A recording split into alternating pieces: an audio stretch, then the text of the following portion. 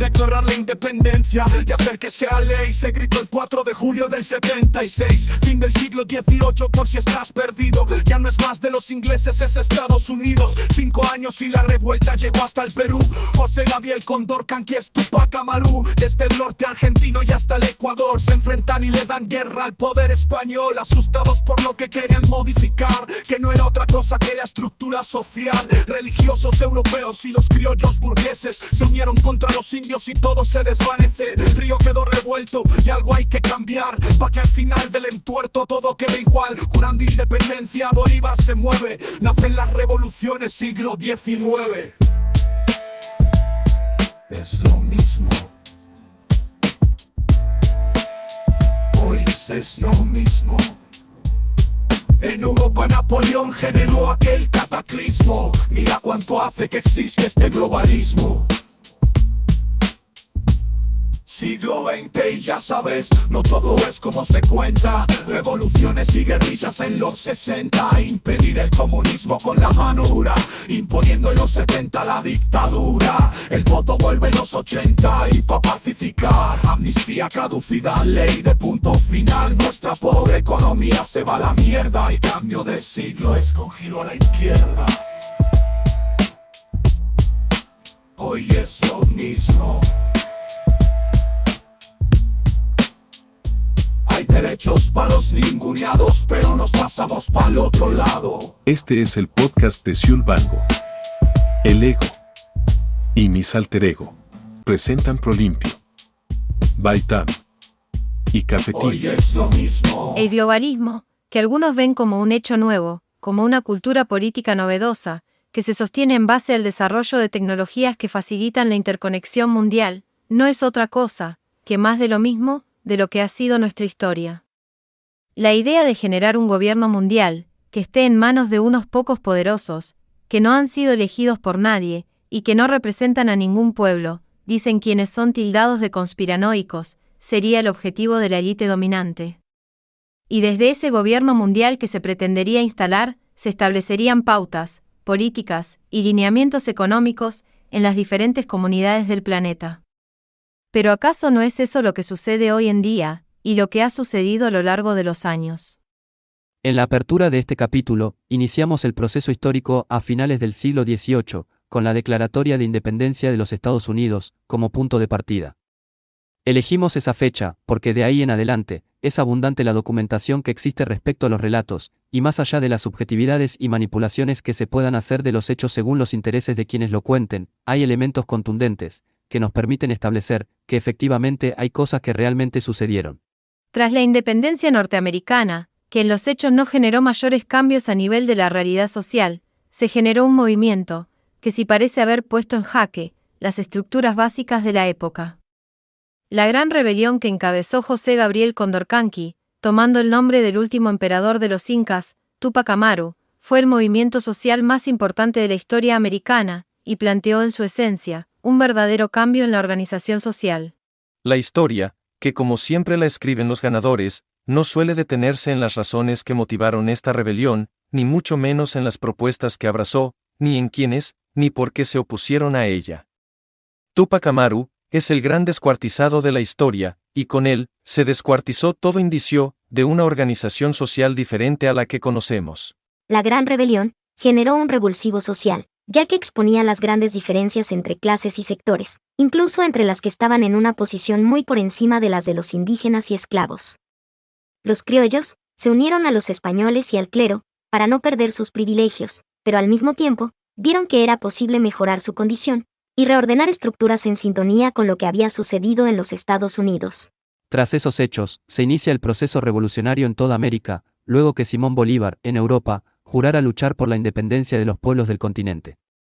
A esta idea de Bolívar, se le suman las invasiones napoleónicas, las que generaron en 1808 la migración hacia Brasil de la corte portuguesa de Braganza, para conformar el Reino Unido de Portugal, Brasil y Algarbes, y las abdicaciones de Bayona del mismo año, que dieron origen a la primera Junta de Buenos Aires en 1810. Desde entonces, y con los lógicos contratiempos que le imponía la distancia a las comunicaciones, en épocas donde éstas no eran posibles sin el traslado físico de los mensajes, el globalismo era el encargado de determinar los lineamientos políticos, y por tanto económicos, por lo menos, en Europa Occidental y sus colonias.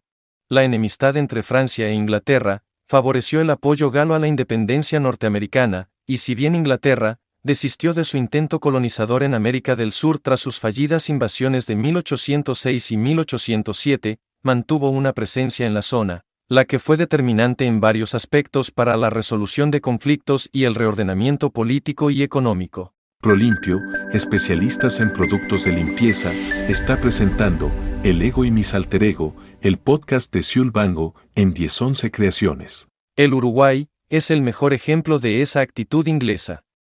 Y más allá que los uruguayos nos sentimos identificados con el relato, que desde temprana edad se realiza a nivel oficial, de la denominada gesta independentista, ninguno de los que hoy signamos como próceres, ni luchó, ni soñó, ni estuvo de acuerdo, en que seamos un país independiente.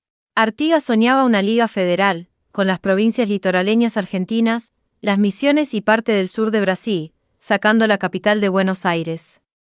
Rivera se sentía cómodo dentro de la Cisplatina, más allá que terminó siendo determinante para la independencia del Reino del Brasil.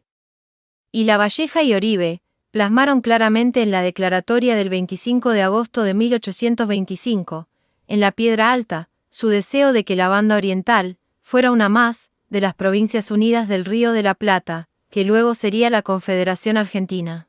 En Lord Ponsonby se responsabiliza el acuerdo de independencia, y de esa forma, el relato le quita el peso al hecho que fueron los ingleses, quienes sentenciaron que la Banda Oriental debía separarse de los dos grandes bandos del sur, y por tanto, el principal puerto del Río de la Plata no estaría en manos de ninguno de ellos, lo que le permitiría a Inglaterra un mejor manejo de la economía. Junto a Baitam, Bienestar Natural, continúa escuchando El Ego y mis alter ego. Pero en el capítulo anterior, nos habíamos propuesto hablar del peso de las religiones, y hemos hablado de historia política, sin detenernos en el rol que éstas jugaron, por más que es evidente, que una de ellas tuvo un rol protagónico en la historia de las Américas.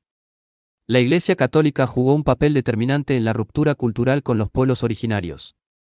Por el convencimiento de la palabra, por acompañar el mensaje con pequeños elementos que otorgaban beneficios y comodidades, o directamente por la imposición de la fuerza, América se fue cristianizando. Los grandes cambios que se dieron a nivel político en la historia americana, acompasan los cambios que se van dando en Europa. Y aquella Europa, ya libre de los moros, tenía en la Iglesia Católica su mayor centro de poder, fundamentalmente en la península ibérica, que era quien controlaba buena parte de este continente. Con la excepción de Estados Unidos, donde varias de las 13 colonias que originalmente fueron establecidas eran colonias religiosas. En Maryland se ubican los católicos ingleses, en Virginia los anglicanos, en Massachusetts los puritanos, y en Pensilvania los cuáqueros. El peso del catolicismo entonces, en los Estados Unidos, no tuvo la incidencia que en el resto de América, lo que facilitó el proceso independentista que surgió con una clara influencia masónica. Si bien no sería correcto poner al catolicismo de un lado, y a la masonería del otro, las estructuras sociales organizativas que propulsaban ambas corrientes sí se enfrentan. Y con ellas se enfrentan una serie de valores y derechos. Mientras el catolicismo se sentía muy cómodo con la monarquía, la masonería levanta la bandera del republicanismo. Incluíte al debate de este podcast con un buen cafetín. Cafetín te incluye. Cafetín, un producto Tinkers. Las corrientes renovadoras que plantea la masonería se imponen prácticamente en toda América, pero no encuentran la misma suerte en la península ibérica. La Primera República Española dura menos de 2 años. Del 11 de febrero de 1873 al 29 de diciembre del 74, cuando el general Martínez Campos restauró la monarquía.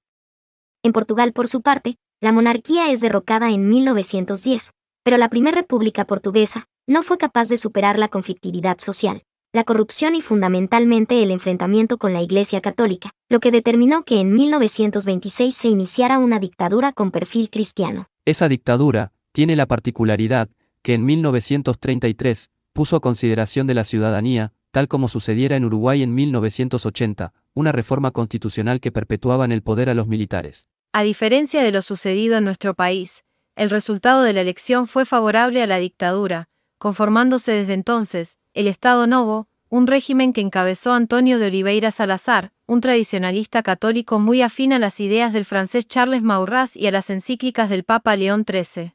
Paralelamente a ello, en España derrocaban a Alfonso XIII y se instalaba la Segunda República.